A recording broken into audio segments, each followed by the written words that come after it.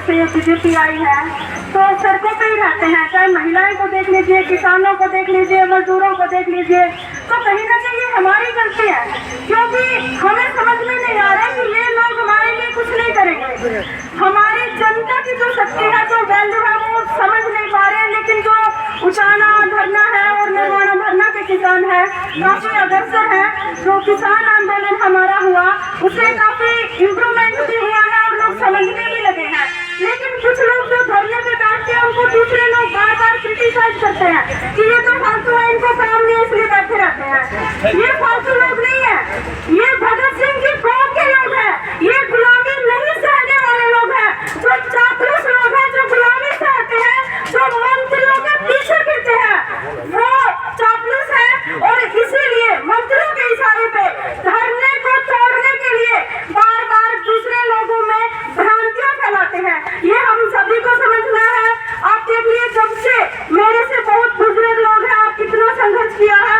अगर यहाँ पे आज मैं खड़ी हूँ तो वो किसान आंदोलन की देन है। उसी से मोटिवेशन लेके मैं संघर्ष करना सीखी हूँ, क्योंकि बार बार वैकेंसियों को कैंसिल कर रहे हैं। कितना पढ़ेंगे किसान और मजदूर के पास? क्या इतने पैसे हैं? 10 साल तक अपने बच्चों को लाइब्रेरियों में बिठाएंगे जिनकी फीस फिक्स नहीं है, कॉलेजों में भेजेंगे, उसका रिजल्ट क्या है? कहीं पे कोई नौकरी नहीं है। वहाँ तक भी चल रहा था। अब इन्होंने क्या किया? अंग्रेजों की जो नीति थी हमारी बहन बेटियों माताओं पे अत्याचार करना शुरू कर दिया। अभी जो हमारी दाई शीला छात्र थी अपनी कुछ महिलाओं के साथ, गाँव की स्थानीय मांग थी कि गाँव में पानी भर जाता है, एक दो और मांग होगी, उनको ज्ञापन देने के लिए तो गई थी। इसमें कौन सी बुरी बात है? अब दूसरी चुटाला के तो पानी भर नहीं सकता। हम जैसे जो गरीब किसान है यहाँ, हमें हमारे एरिया की जो स्थानीय मांगे हैं, तो हम सिर्फ एक ज्ञापन पत्र ही हमारे पास एक जरिया है जिसके माध्यम से हम अपनी जो आवश्यकताएं हैं, जो हमारी मांग है, उनको सौंपते हैं। इसमें कोई बड़ी बात नहीं थी। मांग को स्वीकार नहीं करते, ज्ञापन को नहीं पकड़ते, लेकिन हमारी माताओं को में 5 घंटे बंद करने का कौन सा कानून है? ये जो पुलिस है ये भी हमारी रक्षक नहीं है, ये हमारी भक्षक बनी हुई है। जो आर्मी में लोग हैं, जो सीआरपीएफ में अब किसान आंदोलन से आपने देख लिया है, वो उनको पता है डेमोक्रेसी है, हम प्रोटेस्ट कर सकते हैं अपने अधिकार के लिए, लेकिन वो सरकार के वेतन से पढ़ रहे हैं। तो वो इस समझ को भूल गए हैं, वो हम पे ही लाठीचार्ज करने लगते हैं। 750 किसान मारे गए। अब जो डिवीजन मंदिर पे हमारे पहलवान बैठे हुए, इतनी दादागिरी है, सुप्रीम कोर्ट ने FIR कटवाई है और अभी कोई गिरफ्तारी नहीं है। पोक्सो एक्ट लगा हुआ है, पोक्सो एक्ट के अकॉर्डिंग 24 घंटे के अंदर गिरफ्तारी और जांच होने के बाद फांसी की सजा का प्रावधान है।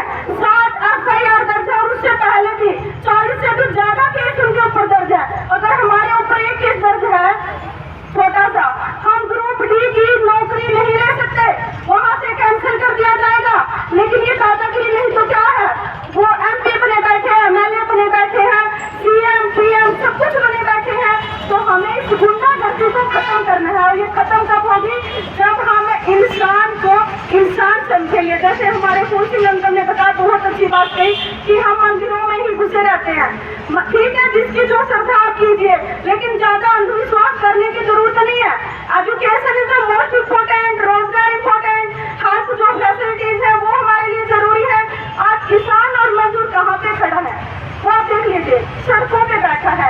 यहाँ से लेके आप दिल्ली तक गाँव में कहीं भी आप सर्वे कीजिए, जगह जगह बैठा हुआ है। तो हम माताओं बहनों की इज्जत पे बात आ गई है कि अभी तो इन्होंने शुरू किया अत्याचार। ब्रिजभूषण ने हजारों लड़कियों का रेप किया है, लेकिन स्वीकार नहीं कर रहा है। खिलाड़ी बार बार बोल रहे हैं नार्को टेस्ट करवाया जाए, इसका भी करवाया जाए, हमारा भी करवा जाए। अब ब्रिजभूषण को पता है वो फंसेगा, इसलिए वो मतलब नार्को टेस्ट से पीछे हट रहा है। तो अभी ये दुष्यंत चौटाला ने हमारी साइड में उनकी जो कुछ मतलब कार्यकर्ता थी, उनको जो जेल 5 घंटे रखा है पुलिस स्टेशन में, उसके लिए कड़े से कड़ा फैसला लीजिए।